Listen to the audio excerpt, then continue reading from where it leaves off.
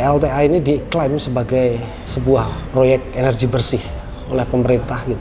Tetapi kita tahu bahwa bukan melulu karena dia berasal dari air kemudian dia energi bersih, karena ketika kita dalami ternyata memiliki dampak yang besar terhadap lingkungan.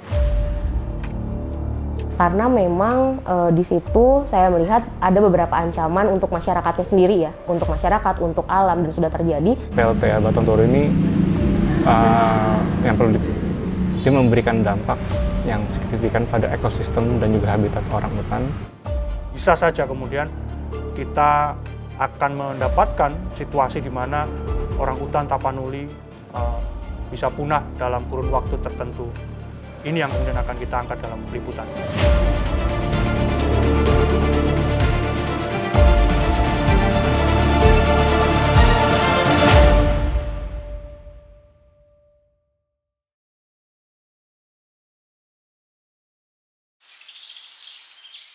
Dia berada di bentang alam Batang Toru yang memiliki biodiversitas kaya ya di situ, dan keberadaan PLTA Batang Toru ini dirasa cukup mengancam. Korban hilang akibat longsor di kawasan pembangkit listrik tenaga air Batang Toru, Tapanuli Selatan, Sumatera Utara ditemukan tewas. 3 korban.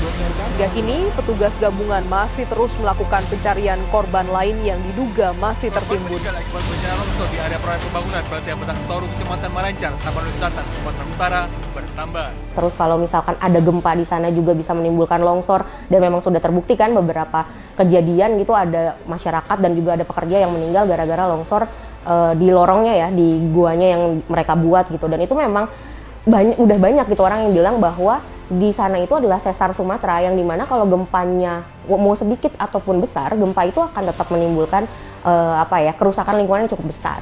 Longsor. Kami sudah merasakan ketika perjalanan dari Medan ke Sipirok, karena dia ada di dekat Sipirok.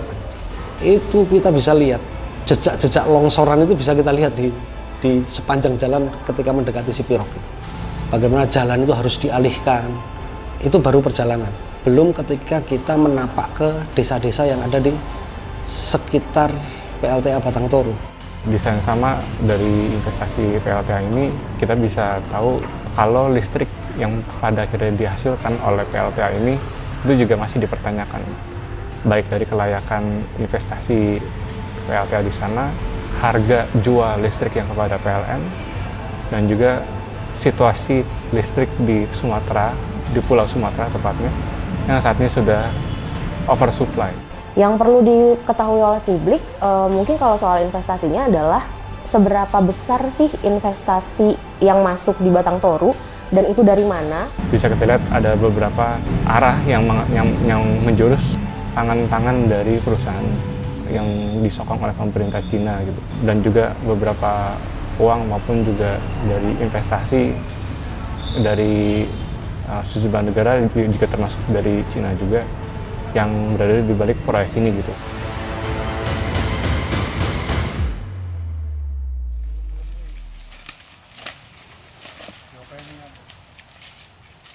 Ini isu yang sangat sensitif ya kalau bagi kami, karena di satu sisi isu ini berkaitan juga dengan pembangkit listrik yang berkaitan dengan program pemerintah untuk melakukan pembauran pembangkit listrik tenaga air. Namun di sisi lain ada hal yang harus dibayar dalam proyek ini, yaitu ruang hidup bagi manusia, ruang hidup bagi satwa langka, termasuk juga yaitu orang hutan Tapanuli. Nah, orang hutan Tapanuli ini kan populasinya terbatas, 800 individu, data terakhir ya. Dan satu-satunya cuma ada di sana. Terus juga kita nggak tahu nih sebenarnya mereka bikin PLTA ini untuk apa. Dan artinya ada potensi listrik yang dihasilkan oleh Batang Toru ini berlebih dan mungkin bisa tidak terpakai. Ataupun kalau mungkin bisa terpakai, biaya pembelian listrik itu akan cukup besar dan akhirnya bisa menimbulkan kerugian negara juga. Kami melihat ada kejanggalan dalam proyek ini. Ada beberapa dokumen catatan dari termasuk Badan Pemeriksa Keuangan mengenai soal kejanggalan dari proyek ini. Itu yang sedang kami dalami secara proyek ya, secara bisnis, secara proyek. Ada banyak hal yang akan kita ungkap apakah kemudian proyek energi baru dan terbarukan ini yang diklaim oleh pemerintah tidak merusak lingkungan, atau seperti yang klaim pemerintah katakan bahwa energi baru terbarukan yang mereka garap di Batang Toru ini sesuai dengan apa yang dikatakan klaim mereka untuk menjaga lingkungan, untuk mengurangi ketergantungan pemerintah dalam hal energi fosil. Nama saya Dwi Renjani, biasa dipanggil Ray. Saya sebagai editor di KBR. Isu lingkungan ini penting dibahas gitu karena memang menyangkut banyak aspek. Ada aspek lingkungannya sendiri, aspek hak asasi manusia dan ekonomi gitu. Nama saya Vincent, saya reporter di The Jakarta Post, tapi memang membidangi isu ekonomi bisnis. Jadi setiap aktivitas dari kegiatan ekonomi itu pasti bakal menimbulkan dampak lingkungan gitu. Dan kerusakan lingkungan hanya mungkin terjadi jika seandainya ada aktor-aktor ekonomi di baliknya juga. Perkenalkan, nama saya Miftah Farid, saya biasa dipanggil Farid. Saat ini saya bekerja di CNN Indonesia TV sebagai koresponden yang diplot di Surabaya. Bagi saya, isu lingkungan itu bukan soal lingkungan saja, tapi sebagai ruang hidup yang diisi oleh makhluk hidup, salah satunya manusia.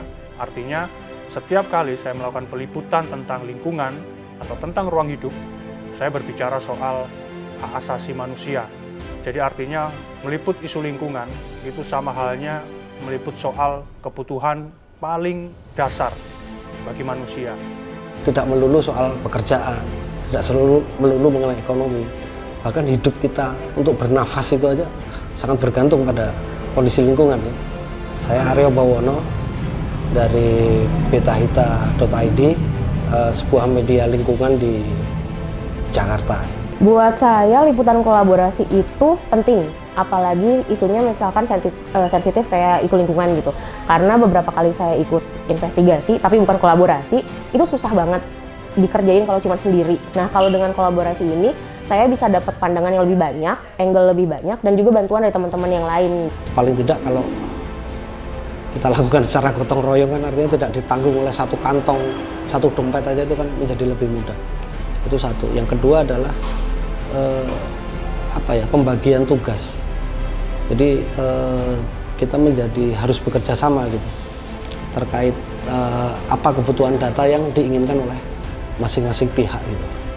Biasanya hanya media-media tertentu saja yang melakukan investigasi atau hanya media-media tertentu saja yang mau membahas isu tertentu gitu. Tapi di sini didorong supaya tidak hanya satu media atau media itu saja gitu, tapi dibuka kemungkinan peluang untuk media-media lain, bahkan media yang mungkin jarang melakukan investigasi untuk terlibat. Ini adalah keniscayaan karena di masa depan kolaborasi menjadi ruh dari semangat jurnalisme Indonesia, sehingga mengubah kompetisi menjadi kolaborasi. Ini menjadi semangat baru dalam kita berjurnalisme. Teman-teman yang ikut kolaborasi ini, setelah kita menentukan isu, kita itu memang betul-betul memperkuatnya dari sisi riset. Antara lain adalah bagaimana mereka bisa memetakan aktor-aktor di balik bisnis tersebut, beneficial ownership-nya siapa,